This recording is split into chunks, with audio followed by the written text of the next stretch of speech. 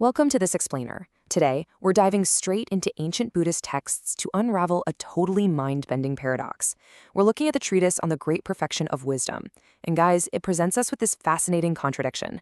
Imagine this, dedicating your absolute entire existence to saving every single living being in the universe, but at the exact same time holding the absolute, unwavering conviction that no living beings actually exist. Sounds completely impossible, right?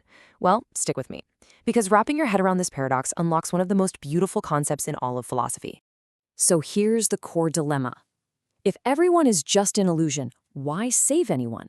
Seriously, if the world is essentially a dream, why on earth should a bodhisattva, an enlightened being wholly dedicated to freeing others, bother doing good deeds at all? Why not just wake up, brush off the dream, and leave it all behind?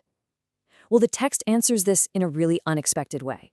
It doesn't diminish the dream. It fundamentally flips how we interact with it. The text kicks things off by painting this incredibly breathtaking maximalist picture.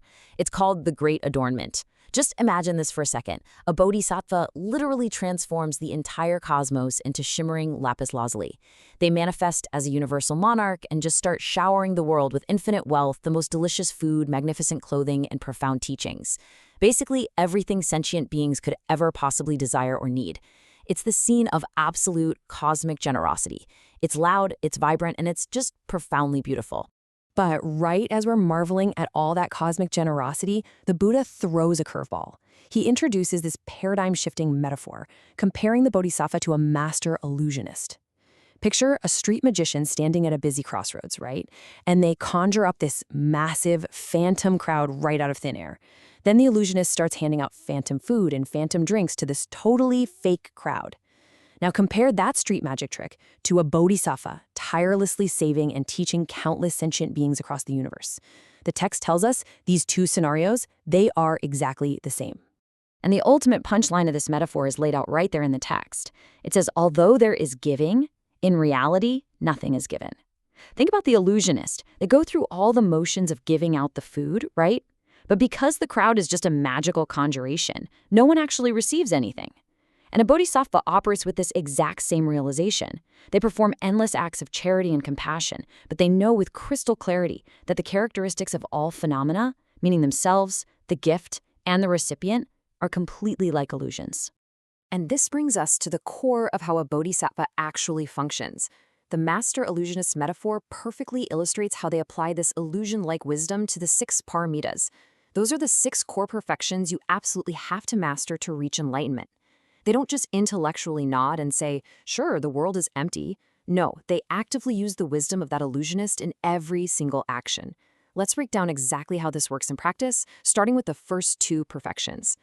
When we talk about practicing charity and morality, bodhisattvas give limitlessly and teach virtuous deeds. But here's the catch. They perfectly understand that there are no actual permanent beings receiving the gifts or doing the deeds. Just like our illusionist at the crossroads, they hand out boundless treasures and guide people. But because they possess that illusion-like wisdom, they don't get trapped by the ego of being some great savior, and they don't judge the so-called sinners. The giving just happens. It flows freely and purely without any heavy baggage of expectation, because fundamentally, the giver, the gift, and the receiver are all empty. Now, what's wild is that this mindset extends even to moments of extreme hardship. Consider this concept of the phantom swords. When practicing the perfection of patience, a bodhisattva might face terrible abuse, insults, or even get physically attacked with weapons. But they endure it with perfect calm. How is that even possible?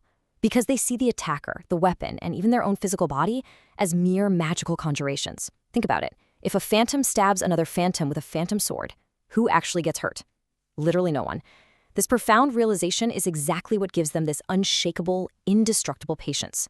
This same logic builds right into the next 2 perfections, energy and meditation. A bodhisattva exerts immense, boundless energy to help others, tirelessly bouncing from one universe to another. Then they enter into the most profound, deeply concentrated states of meditation. But the real trick is the 3rd step. They know the effort itself is an illusion, just like the illusionist knows the magic act isn't real life. They use that immense energy and those blissful meditative states to function in the world, much like a magician uses props. But they never make the mistake of thinking the props are reality. And all of this culminates in the final perfection, wisdom, or prajna. True prajna is reaching the other shore of enlightenment, while simultaneously holding the absolute undeniable truth that there is no shore. There is no river of suffering, and no phenomena has ever actually crossed over. The Bodhisattva is basically guiding endless crowds of illusionary beings to an illusionary liberation, all by using the ultimate wisdom of the master illusionist. It is just a breathtakingly complete, watertight system of absolute emptiness. But okay, seeing all of this, you've got to be asking yourself, if the beings are just phantoms, isn't the Bodhisattva's own liberation just another magic trick? I mean, if the people they save are empty, and the 6 perfections they practice are empty, then is ultimate liberation, is enlightenment itself just a mirage? It's a massive question, and the disciple Subhuti actually asks the Buddha this exact type of question in the text, trying to figure out where the ground is actually solid. Well, the text answers this by beautifully describing all reality using 5 very specific metaphors. It says reality is like a dream, like an echo, a shadow, a mirage, and a magical creation. And the text makes it absolutely clear there are 0 exceptions to this. The suffering of the world is a dream, yes, but the enlightenment of the Bodhisattva is also a dream. The mundane everyday world is empty, and the sacred spiritual path is equally empty. Nothing, absolutely nothing, possesses its own independent, permanent reality. Which brings us to the profound climax of the text, this extraordinary concept known as being unbound and untied. Because literally everything is an illusion, the Bodhisattva reaches this supreme state where they are absolutely 100% free. They aren't trapped by the suffering of the world, but equally, and this is absolutely vital to understand, they aren't attached to the concept of spiritual liberation either. They have completely let go of the very idea of needing to be saved in the first place. So why exactly are we unbound and untied? It all comes down to the fact that all phenomena in the universe fundamentally lack inherent existence. The text says they are originally serene, completely detached, and essentially unrisen. What does that mean? It means because nothing truly exists in a permanent, independent way, there is actually nothing out there that can tie us down to suffering. And paradoxically, because there are no ropes binding us, there is absolutely nothing we need to break free from. The liberation, it was always there.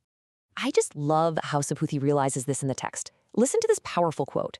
Past, present, and future forms are unbound and untied.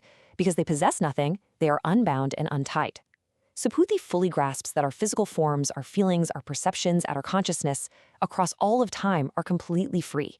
You know, we so often feel weighed down by our past or super anxious about our future, but the text assures us that because these states possess no solid reality, they literally cannot hold us captive. And the absolute genius of this philosophy is how it sidesteps 2 huge traps. Trap number 1 is being bound by the world. That's our ordinary state, right? Suffering, greed, being attached to material things. But trap number 2 is being bound by liberation. That happens when you become so obsessed with emptiness and saving yourself that you just become detached, cold, and apathetic. The Bodhisattva walks right down the middle. They don't get dragged down by worldly flaws, but they absolutely refuse to use ultimate emptiness as an excuse to destroy their compassion. No way. And this leads to what the text describes as the ultimate compassion. Because the Bodhisattva is unbound by anything, they aren't afraid of suffering and they aren't clinging to enlightenment, they can act with totally limitless freedom. They can freely transform into countless forms, purify entire Buddha lands, and tirelessly save endless beings across the universe without a single moment of rest. And they do all of this not as some heavy, burdensome chore, but like a beautiful, unending performance by a master illusionist. Their compassion is infinite precisely because their attachment is 0. So as we wrap up this explainer, I want to leave you with a pretty provocative thought. How might seeing the world as an illusion actually make your compassion infinitely stronger? We often think that if nothing really matters, we shouldn't care. But the Bodhisattva shows us the exact opposite. When you realize that the barriers between you and others are just a dream, all that fear of failure, the exhaustion, the ego, it just vanishes. You are free to simply help, love, and give without any limits whatsoever. It completely redefines what it means to care. Let that thought simmer for a bit. Thanks for joining me on this deep dive, and I'll catch you on the next explainer.